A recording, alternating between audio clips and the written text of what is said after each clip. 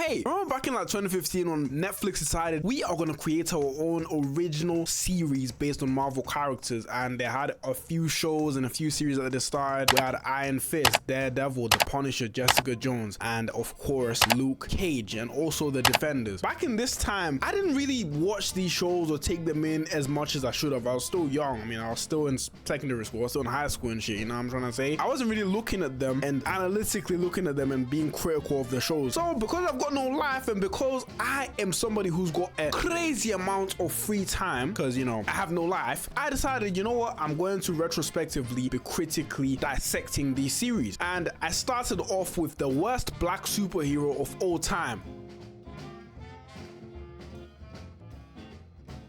Yes, I know Black Adam is technically the worst black superhero of all time, but it's The Rock, bro. Come on. Can you smell what The Rock is cooking? Luke Cage, whose original name is Carl Lucas, was a man who was wrongfully convicted and sent to prison for many, many years. And basically, whilst he was in prison, he had these scientific experiments done on him by this nefarious doctor, this creepy looking doctor. And basically, the experiment went wrong, but Luke Cage turned out right. Yeah, he became bulletproof and he basically became indestructible. Basically, nothing can kill him.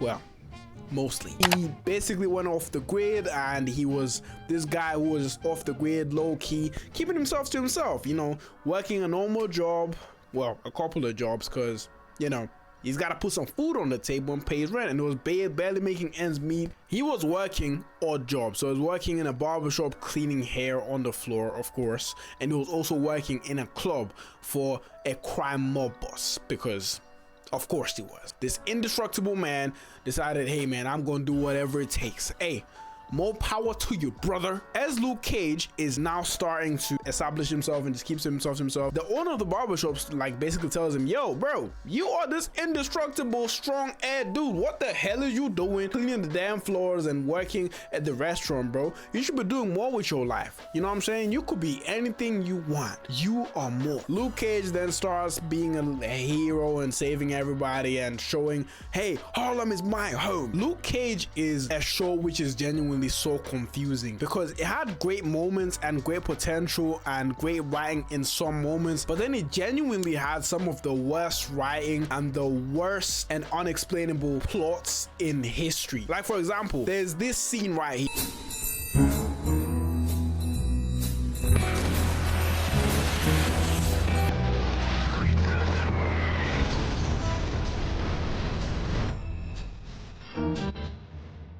A few moments later.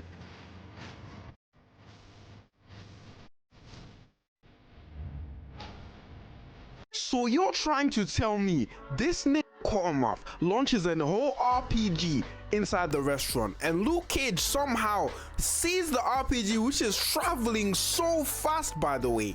He sees it, has enough time to get up, react and say, sweet sister, whilst he simultaneously goes and covers Connie and she survives unharmed. And that's not even the strangest part of this entire case and this entire scenario. Their clothes are untouched. The explosion did no damage to Connie or Luke Cage's clothes. Of course, obviously, it's plausible to say, okay, no damage is gonna get down to Luke Cage because he's bulletproof. But yeah, this makes absolutely no sense at all. But hey, when it was airing, we didn't question this because at that point in time, this is the first ever time we're getting introduced to Luke Cage. So it was just like, wow, this is so fire, no pun intended. But retrospectively looking back at this, is like, this makes no sense, bro. One of my biggest contentions with Luke Cage's character is the main character himself seemed so limited as a character. I don't know if it was the actor himself or the writing of the character that they decided to do, but he just didn't seem like somebody who had much range. He was like this big dude who just was hella stiff and he just acted, oh hey, yeah, I'm Luke Cage, I'm bulletproof, yeah, I'm black and I'm bulletproof. yeah, I hate my dad and I'm bulletproof. It just seemed so predictable and at times very redundant. His character didn't really get developed as much as other characters in the show. Like, if you look at other characters, like my personal favorite example of the best developed character in the entire show is Mariah Stokes, who will become more important a bit later on. But Mariah Stokes, basically, at the beginning of the show, she wasn't really that bad. Like, she was, of course, always evil, because as we find out in a few flashbacks, like, she was always on some shiesty shit, you know what I'm saying? But as we find out more about her, and as she rises more and more and more and becomes more and more prominent and more important, by the end of the series, she's completely lost her mind, and you can literally see like how there's like this subtle progression of her, you know, being slightly more evil, and it just gets worse as time goes on. But with Luke Cage, it's like he had an identity crisis. He didn't know what he wanted to be. Was he a hero? Was he somebody who just doesn't want to be a hero, wants to be a civilian? As many heroes and origin stories mainly go, they're like, hey, I don't want nothing to do with this life, I just want to be a normal person. So is he gonna be a normal person, or is he gonna choose to be like a hero, or is he gonna save people, help people, whatever? It seems like he just helps people that he knows, or people that come to him for help. Sometimes he will just let things go. Let's not talk about the fact that when Pops got killed in the barbershop or whatever, and he got told, okay, here's how much it's gonna cost for us to keep this place open, or whatever the hell, we need to keep it open. He went and robbed a crime mob boss to basically be like, oh, hey, so here's some money to keep the place open, because heroes do that, right? Hey man, listen, I'm not saying that I blame him. I would do the same shit, but I'm not no hero. I am not a hero. But as you know, as Uncle Ben said, with great power comes great responsibility. So you can't be somebody who's waving around his moral superiority, like, oh hey, I'm Luke Cage, I'm bulletproof, I'm innocent, and you're going to be a criminal as well, because whether you're robbing a robber, it doesn't matter, you're still robbing, you're still committing a crime. Heroes are supposed to be these signals of like virtue, unless you're like an anti-hero, of which if you're trying to make an argument that Luke Cage is an anti-hero, of which an anti-hero is like a bit of a great character where it's like they're not really all good or all evil, they just do things, sometimes bad, sometimes good, but it's more understandable based on their circumstances or whatever the case might be. But Luke Cage is described as a hero, okay? He describes himself as a hero.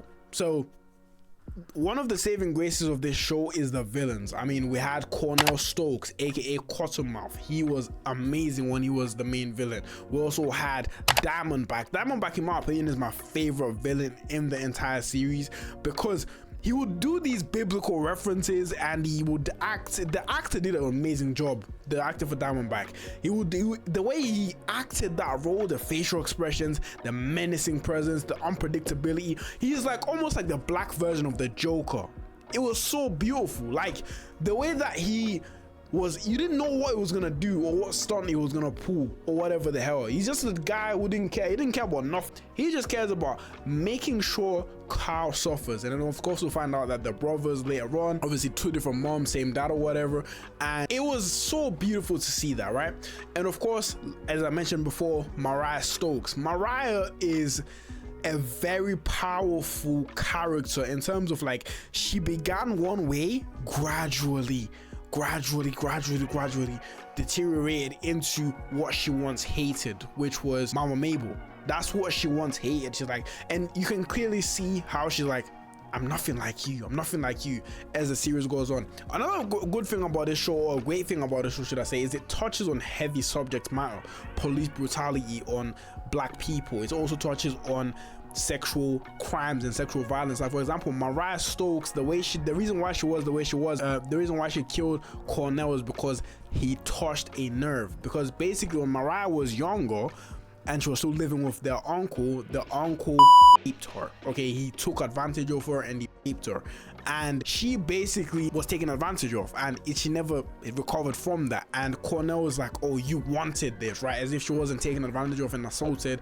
And it's like a real thing in terms of like, some people would like to downplay horrific things that were done to other people. So in that moment there, she was completely right. That's why she bashed Cornell's head in, bro. Because she's like, yo, I didn't want it. But that was the first moment that you can see her kind of turn into this evil villain, right? She embraced the evil nature and she fully went to the dark side. And then by the end of the series, you can see that killing for her is nothing. She does not give a F. She will kill who she wants to kill, bro. you know what I'm trying to say, to get what she wants to get. What kind of makes it bad as well is the fact that Luke Cage isn't consistent with his moral code. He is not consistent. He's like, oh, I don't like killing, I'm opposed to killing. Like, remember when he was fighting against Bushmaster, who's also another great villain, by the way, that I forgot to mention. But when he's fighting against Bushmaster, and when he was fighting with Bushmaster, he says, hey, he just says no killing. And Luke Cage himself has never done any killing. However, at the end, when Mariah is dying, he doesn't get her any help. Is this such a strange moment? Because you realize, oh, she's dying, she's coughing up blood, whatever he's holding her in her arms. He's like, no, this time, Mariah. And then she dies, right? Because Tilda killed her. But then the strange thing is, he acts shocked after she's dead. Like, wait, she's dead. Like, almost relieved in a way. And the ending of Luke Cage made no sense because, okay, so you're trying to tell me Mariah had no idea, and she didn't see coming that she was about to die. She had no idea. She was thinking she's invincible, she's on top of the world. And then Tilda surprises her by killing her in a way nobody expected, right? She got, like, obviously Tilda's good with like the herbs and making medicines and poisons or whatever they have. So she made a poison into lipstick, and then she kissed Mariah, and then the rest was history, right? Mariah dies. So you're trying to tell me, we see in the flashback that Mariah wrote a will by herself, by hand, saying, okay, so to my daughter, I give her a piano. To be fair, she didn't say she hated her own daughter, because basically Tilda was a constant reminder of the fact that her uncle, so it makes sense there. Here's the twister. She decides, okay, I'm gonna give Luke Cage the club that has been down in my family for generations. I'm gonna give it to Luke Cage because I wanted to give it to someone who loves Harlem as much as me. Bro, what? So Luke Cage, the person who you despise the most, you decide, oh yeah, let me give him the club. Yeah, that makes so much sense. And then Tilda was so disappointed. Even though she hated her mother's guts, she was disappointed, like, wait, what? Why is my mother not leaving me anything? She left me a piano. Like, what? She's giving it to this dude? What the hell? Now, I do believe they were probably trying to build up some things, or they were leaving some loose ends to tie up in a third season, but the third season never ended up being made. So it's like, I can kind of see why there's kind of like plot holes there, and there's kind of like, it just doesn't make any sense, but it doesn't take away from the fact that it just doesn't make any sense. Like, the 26 episodes that we did get, although it had some good moments, some cool moments, some great fight sequences, you know, even when, like, you know, a little cameo from Iron Fist. By the way, let me know if you want to see a video on Iron Fist, because I'm currently rewatching that right now. And yeah, although there were some great moments, it was a mess. It just lacked identity. Really, they didn't know what they wanted to do with some of the characters. I mean, it was an enjoyable watch. It's an enjoyable watch, but looking back at it retrospectively, it's not great. And if I'm ranking all the black superheroes, like, we've got Black Panther, I'm talking about like the ones that have been televised, right? We've got Black Panther, Black Adam, we've got Miles Morales. I mean, can we include Spawn? I mean, Spawn is an anti-hero, it's not really a hero, right? Blade, I don't know if you'd say he's a hero, but if we're including these, Luke Cage is definitely at that bottom. This video is all over the place, of course. But hey, it's just me, you know what I'm saying? Appreciate you guys for watching, and I'll catch you in the next video. Maybe, I don't know. Okay. Love.